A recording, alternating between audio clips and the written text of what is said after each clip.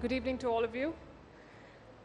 We live in exciting but dangerous times geopolitically. There are two wars and many internal conflicts that are going on across the world. There are new alliances being forged and old ones being dismantled. And in this context, we're exploring a very important and complex question. What is the driving force of decision-making today? Is it realism? Is it power? Is it morals? Or is it a mix of everything? Also, where does India stand in this mix? What role will India play in the looming conflicts of this century? We look forward to exploring all of this with you, Professor Mearsheimer. Welcome to Bharat Rising. My first question to you is, what would you call the current world order? How would you describe it? Would you say it's still unipolar, with America in the lead? Would you say it's truly multipolar? How would you see this? I believe that the world today is multipolar. Most of you in the audience came of age during the unipolar moment, which ran from roughly 1991, when the Soviet Union collapsed, up until about 2017. And the United States was, of course, the most powerful state on the planet by far during the unipolar moment.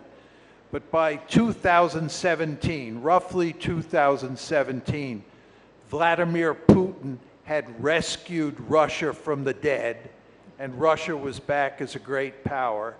And China, because of all of the economic growth that had taken place during the 1990s and the first 17 years of the 21st century, was also a great power. So we're now in a system where there are three great powers: the United States, China, and Russia.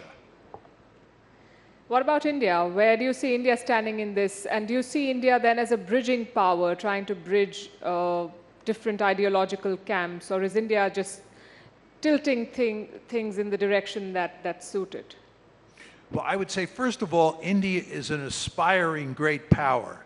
The two building blocks of power in the international system are population size and wealth. You need a great deal of wealth, and you need a lot of people to qualify as a great power. The reason that China was not considered a great power until recently was because it didn't have the wealth.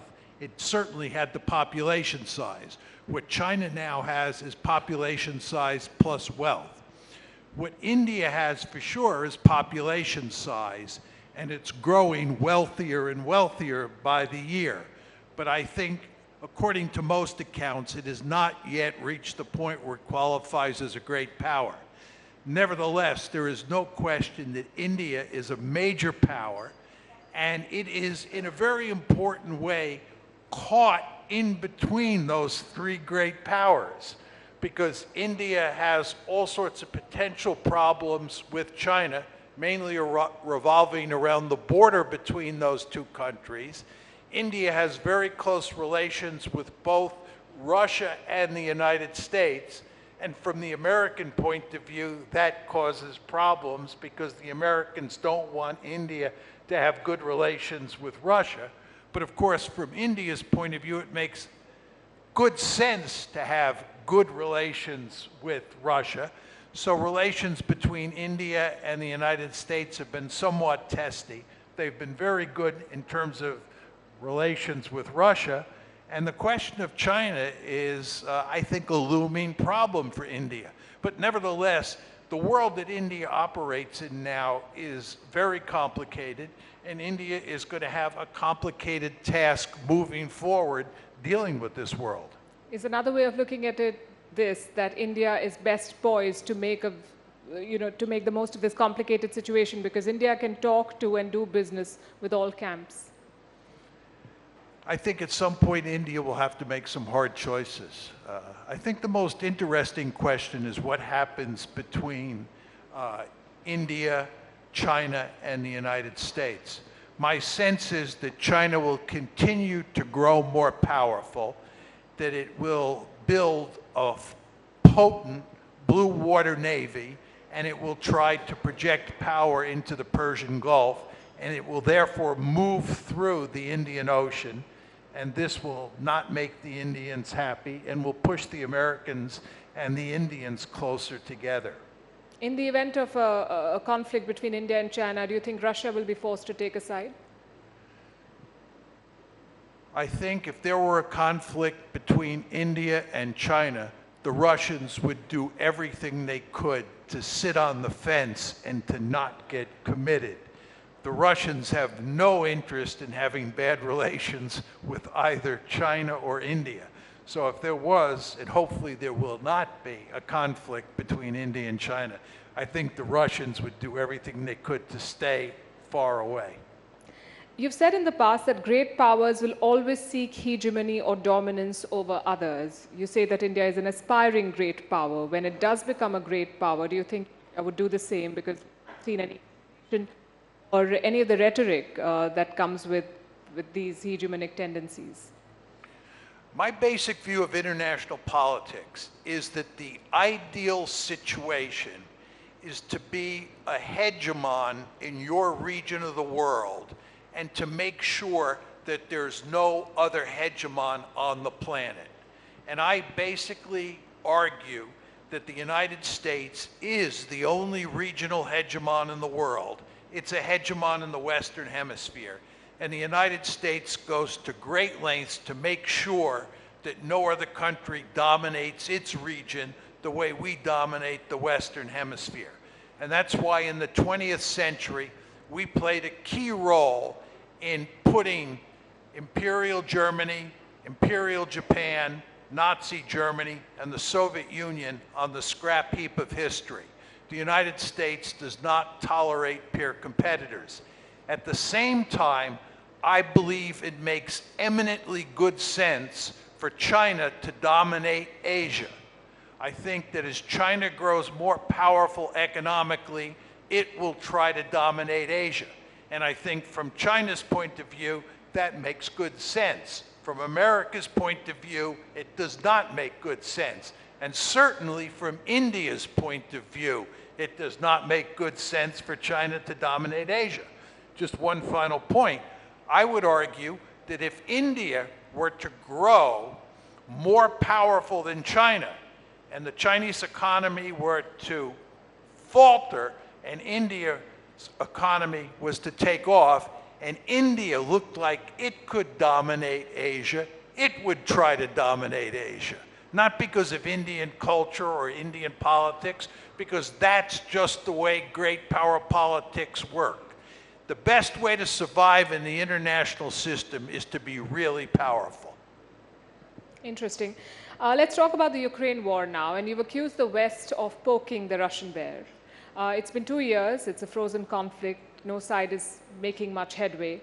And Putin has won a record 5th term in power. How do you see this war ending? And what do you think the West should do? Should they stop military aid to Ukraine? I believe that it's actually not a frozen conflict. I believe that the Russians are winning the war and that the Russians will end up with an ugly victory. I believe the Russians now control about 20% of Ukrainian territory. The balance of power has shifted decisively in Russia's favor in terms of both weaponry and manpower, which are of great importance in a war of attrition like the one you see taking place in Ukraine. And what I think is going to happen is that the Russians will end up conquering about 40% of Ukrainian territory. I think they now have annexed 4 oblasts plus the Crimea. My guess is, and I want to underline that this is just my guess, is that they will end up annexing 4 more oblasts, and they will end up with 40%, roughly 40% of Ukrainian territory. And what will be left is a dysfunctional rump state. Ukraine, in other words, will be a dysfunctional rump state. that the Russians will go to great lengths over time to make sure is politically and economically weak so that it cannot become a part of NATO. But that, I think, is the likely outcome. That's the military end that you're talking about. What about the political end? Do you think Ukraine will end up joining the NATO? No, I think politically the Russians will go to great lengths to make sure Ukraine doesn't join NATO. And I think that the West will not bring a dysfunctional Ukraine into the alliance. So I think that it will not, Ukraine will not become part of NATO. Do you then think the West should stop the military aid to Ukraine? Because the American aid is tied in the Congress and the Europeans are still struggling to find the money to fund this war. Yes, this is a great question. I believe that it is best for Ukraine, and I want to underline that. I believe it is best for Ukraine to now end the war, to reach a settlement with the Russians. And that means two things. One, Ukraine must sever all of its security relations with the West, not just give up entering NATO. Ukraine should become a truly neutral state by severing its military or security ties with the West, because Russia's principal concern is the possibility of Ukraine joining NATO.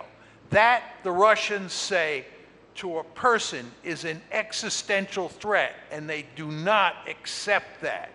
So I think it's imperative that Ukraine become a neutral state. And then the other thing is, I think it's very important that the United States cut off all assistance to Ukraine and that the Europeans collectively provide aid, economic aid, not military aid, to Ukraine moving forward until it gets on its feet. I'll come to the question of the aid in a bit, but you've said that Ukraine should become a neutral state, and you've argued in the past against NATO expansion to the east. The argument from the other side is that that's not a choice for Russia to make, which side Ukraine should go to. That's not something that Moscow gets to decide.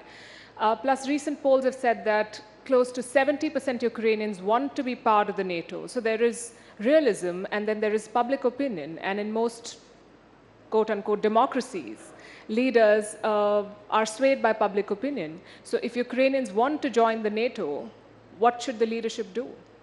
Well, the thing is that Ukraine, for obvious reasons, at this point, would like to join NATO.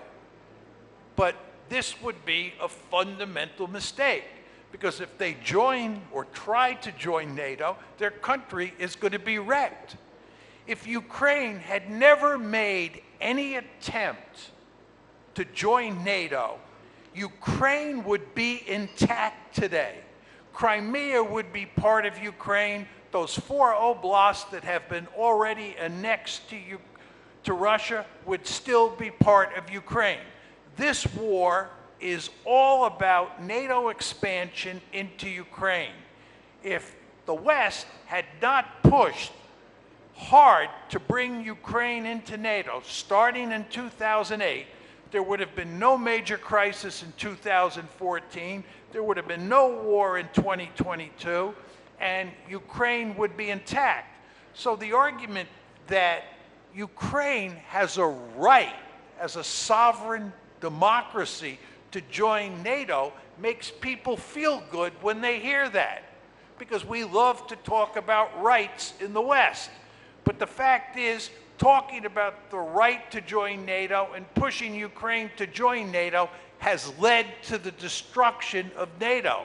And in my personal opinion, that is a horrendous disaster.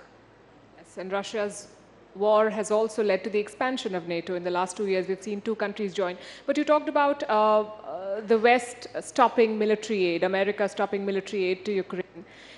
If and when that happens, what message would it send to other players, for instance, a Xi Jinping? What would stop him from seeing a Ukraine in Taiwan? There's this argument that if the United States cuts and runs or loses in Ukraine, that this will have significant effects in East Asia, because Xi Jinping will think that the United States won't fight in East Asia if China behaves aggressively. I do not believe for 1 second that Xi Jinping or the Chinese elite thinks that the United States, for example, will not fight over Taiwan. Joe Biden has said on 4 separate occasions that the United States will fight for Taiwan. There is no doubt in my mind that the United States will fight for Taiwan, because Taiwan is of great strategic importance to the United States, and the United States, as I said earlier in my comments, is determined to contain China. So I do not believe that losing in Ukraine, and I want to be clear here, I do think the United States is in the process of losing in Ukraine. I do not think it will weaken our deterrent position in East Asia vis-a-vis the Chinese. The thing is that we do not know for sure that Joe Biden will be around until the end of this year to make that decision vis-a-vis Taiwan. Having said that, do you think that Xi Jinping is going to attack Taiwan in this decade? No, I don't think that Xi Jinping is going to attack Taiwan anytime soon. And there are a variety of reasons for that.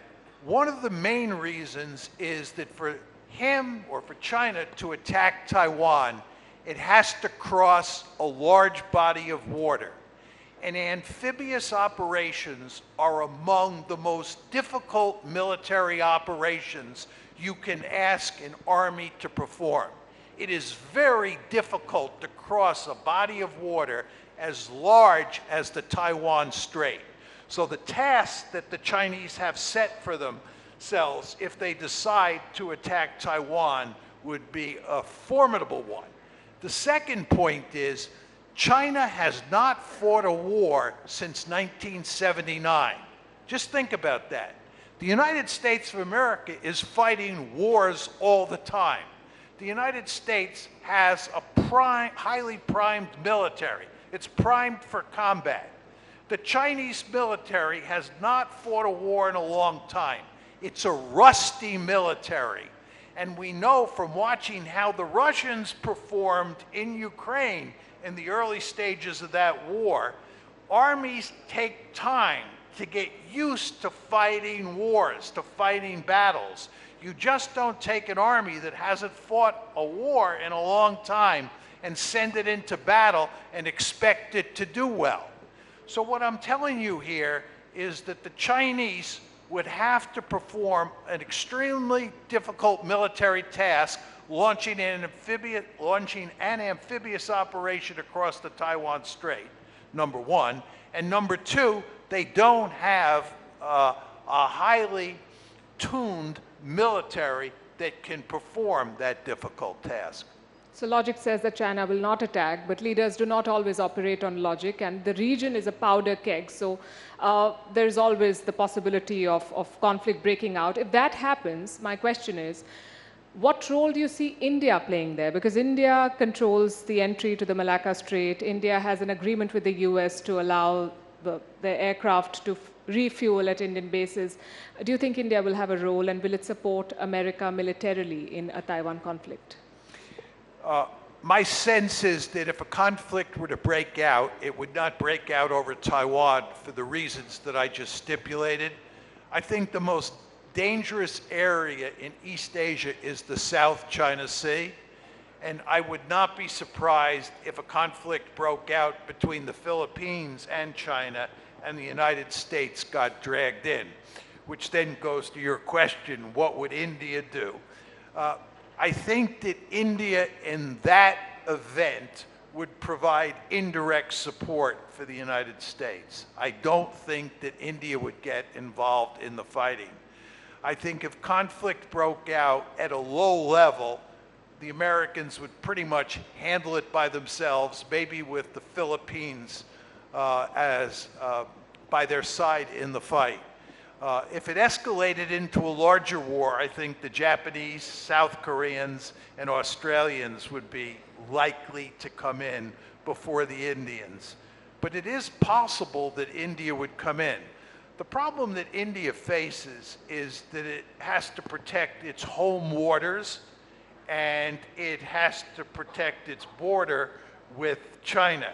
And I think the last thing India is going to be anxious to do is join the fight and get into a war with with China. I think it's in India's advantage in the scenario that you described to provide indirect assistance to the Americans and do as little as possible to help the Americans. That will not make the Americans happy, but that I think is in India's national interest. You mentioned the Chinese economy, and they're not in the best phase. They have way too many challenges. The world is talking about decoupling, de-risking, friendshoring. Do you think Xi Jinping revealed his hand too soon, that he should have waited for a few more years before openly challenging the US?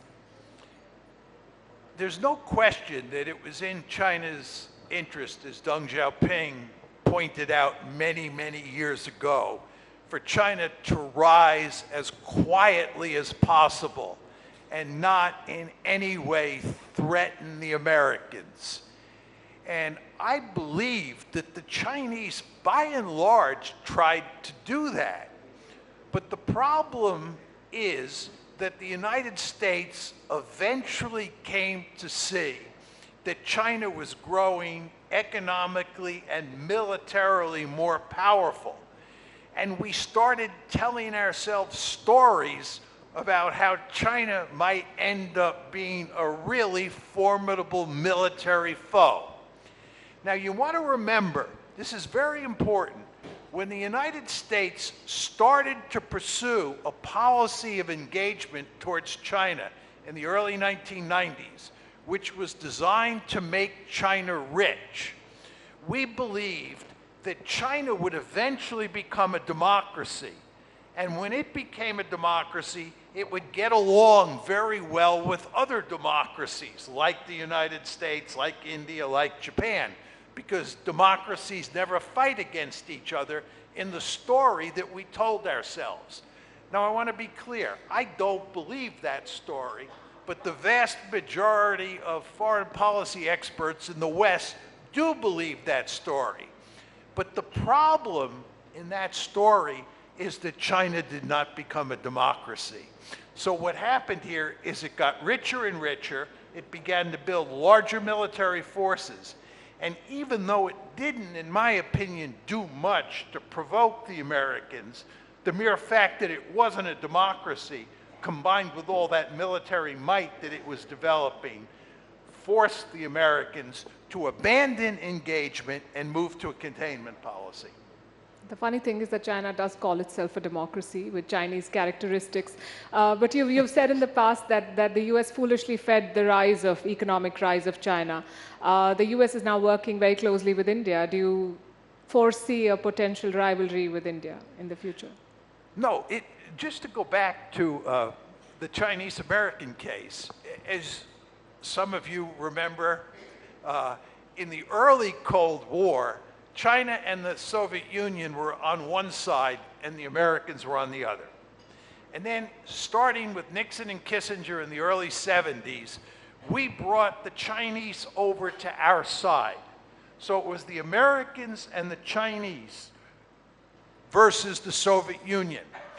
During that second half of the Cold War, we had a vested interest in helping China to get rich, because as China got rich, it helped us contain the Soviet Union.